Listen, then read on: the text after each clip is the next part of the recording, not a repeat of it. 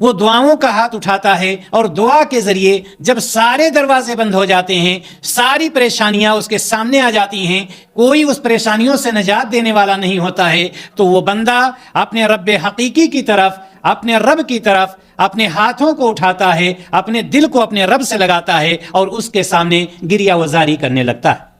दुआ, एक इंसान जब अल्लाह तबारक व तआला के सामने आता है, चाहे वो खड़ा हुआ हो,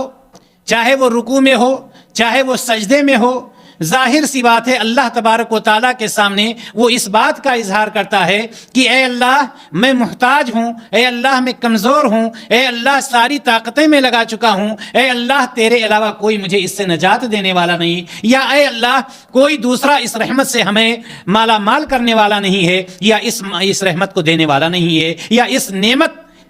को देने वाली अगर कोई ज़ात है तो तेरी ज़ात है।